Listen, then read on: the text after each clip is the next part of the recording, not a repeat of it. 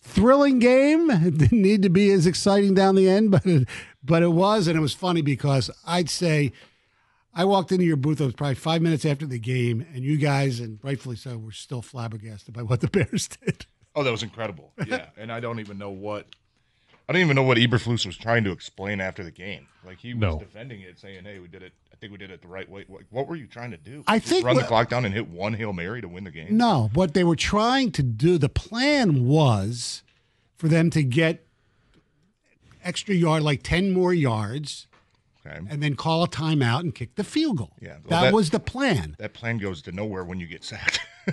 Right. You know what I mean? Like now it's okay. No, Plan B. but still, but there was still 36 seconds left when he got sacked. So there was still enough time. With whatever, there was still enough time to do what he wanted to do. Oh yeah, that's plenty of time. Yeah. Yeah. The problem was that where he, in my opinion, screwed up is when it was apparent that they were really confused. They didn't know what the hell was going on. Yeah. Caleb didn't like the play. That's when you call the timeout. If they had, got to the line, ran their play, then called the timeout, which was his plan. Fine. That's when you use the timeout. But after a while, you're sitting there watching the clock. You got to use it. You call a timeout. It gets below probably some of it's 12 seconds. You're like, okay, this is even before that, we got to take timeout. You've got to. Well, if you don't take the timeout till 12 seconds, I'd say run 15. A play, then you've got to hit the sideline. Yeah, you got to get out of bounds. If you call that play, or if you call a timeout, even at 22 seconds, you can run a play and then have the Mayday unit come on and probably kick a field goal. Yeah. So at some point when Caleb is running around, the coach has to say, okay, this is not going according to plan. Right. Yeah. Timeout, young rookie. It's like, there's a lot of factors involved. Even seasoned quarterbacks at that time don't always perform as you would expect. As soon as that clock starts running and you know that the guys aren't lined up, you call timeout. Yeah, you have to. And yeah, I put probably most of it on Caleb Williams. I mean, just having like no urgency in that situation. And first of all, the sack, I think Caleb Williams forgot the play call. He called a quarterback draw. You can tell the tackles are just kind of letting the guys go, and then the guys on the interior are trying to run downfield and block linebackers. And he didn't run the quarterback draw. You know what I mean? Like he dropped back like a pass. It looked like he forgot the play call. Yeah. And then that whole debate. Yeah, the operation eating up 30 seconds of the clock to finish. I mean, I put Eberflus, you know what? You're the head man. Like when you see something's going wrong, and this is got to have it, win or lose situation, you got to be a little bit smarter than that. And then Caleb Williams, you got to have some urgency too. Right. I thought it was incredible how we couldn't believe it. I mean, nobody could believe it.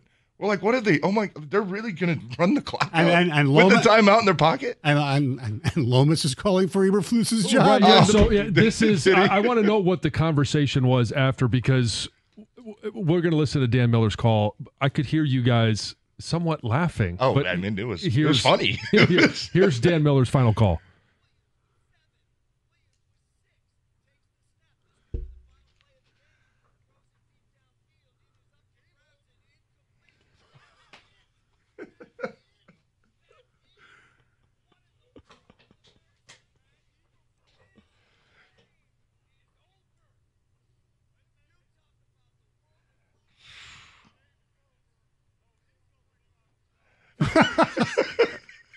I said the ghost laughing in the background. The ghost of George Hallis is going to take advice from Lomas. I love that. Yeah, I mean, the Bears have like 3 or 4 just crushing, devastating, like the Hail Mary in Washington, an easy I mean, that was like a 40-yarder that got blocked against Green Bay. That's kind of a chip shot today. And last week against Minnesota, they could have won that game. Yeah, I mean, they were down late. Right. I mean, they had a little comeback, but and then obviously yesterday, I mean, and then you could start to tell the players. Even Keenan Allen was like, I think the players did enough to win the game. Right. I think that's what he said yesterday. Yes, he did. He didn't throw the coach under the bus, but he threw him under the bus. Like he threw something to the referee, Keenan Allen. Even Caleb Williams, I think, kind of hinted.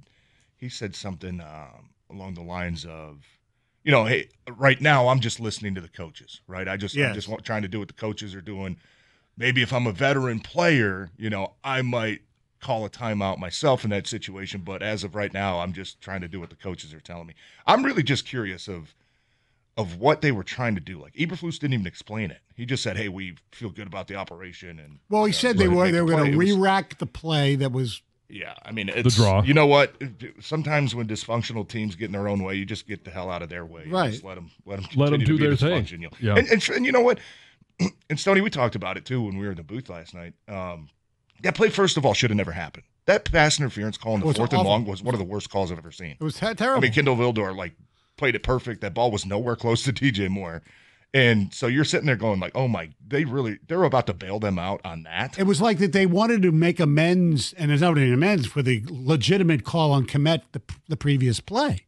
Yeah, it's the pass interference. All right, we call one on them, we'll call one on them. And then I think they got another one on the left guard. I think was a hands to the face to Ali McNeil that ended up, costing them some more yards. Which was a legit. I mean, his helmet came off. Was. No, it was. But that play, the game should have been over at the 4th and 14. Yeah. You know what I mean? Like the refs bailed them out a little bit, but I guess it ended up being their little karma there at the end. But man, what a debacle. I thanked Coach Campbell when I got on with him yesterday before we started recording. I'm like, thank you for not ever making me ask you questions about that. Yeah. And he was like, man, I kind of feel bad. Even he knew how bad. Yeah, he feels bad because he's not going to be coaching against them next year. Well, but here's the other thing, is we talked about this earlier. If that situation were reversed and Dan Campbell was in that situation and he was asked that question, what do you think is, because he talked about it when they lost to Tampa Bay. Like, I think he says this loss is on me. Yeah, 100%. Whereas Eberflus still, like, as many times as you play his post-game audio, I still can't figure out what he was thinking. Yeah. I mean, it seems to me like he's just a guy trying to hold on to his job at this point. Yeah. I mean, try to finish out the year. Yeah, it's been weeks now, maybe a month of, the hot seat talk and the coaching decisions. And, I know he's not the one blocking for the field goal, right? He's not the one out there defending on a Hail Mary. But when you watch some of the little things, right, just what they're doing, I mean, it's either coached or it's allowed. And, when you're talking about the corner who's out dancing, mocking the fans. Right. Ironically, he was the one that got hit by J-Mo. Yeah. So I think that when you just put that together, if he were to come out, what do you want him to say? Like, he already knows the loss is on him. Right. He doesn't seem like the type of guy that's taking accountability, especially when he's on the hot seat and probably can read the room a little bit and probably understands what's gonna happen. Yeah, he's called his realtor. Yeah. Get ready. Well, yeah, my house is going to be on sale in January at some point this weekend, because the Bears have never fired a coach in season. Yeah. They probably come out and give him the dreaded vote of confidence, which means we believe in you through the end of the season. Yeah, for the next month and a half. Appreciate your time. I don't know. You know who's running the Bears, John? One of your favorites. Oh. Kevin Warren. Yeah. He did a great job with the Big Ten. Still doing commissioner? He was the old commissioner, okay. Still doing a bang-up job with the Bears. Yeah. Stay there as long as you want, buddy. Yeah, I say extend to Eberflus. Give that guy an extension. All right, let's talk about battling with that team, man. Keeping them in close games. Yeah, it's just unfortunate he's not in Dallas. Yeah, give that guy some real talent. Let's see what can happen. The injury situation with the Lions defense, it's getting ridiculous. I mean, these guys did come up. Muhammad had a really good game. Like you said, Vildor ended up playing well. David Long Jr. fits in really nice. Zeke Turner, I mean, that line 47, he kind of was a lot of special teams, but he got some more playing time yesterday. But eventually, especially if, Rodriguez, Dan said that his probably will be a longer-term thing. But, next week against the Packers, if you don't have Rodriguez and Pascal and Unzurike and who knows about Carlton Davis, let alone what we have already with Anzalone and Hutch, I mean, how much can this defense, survive? Sustain.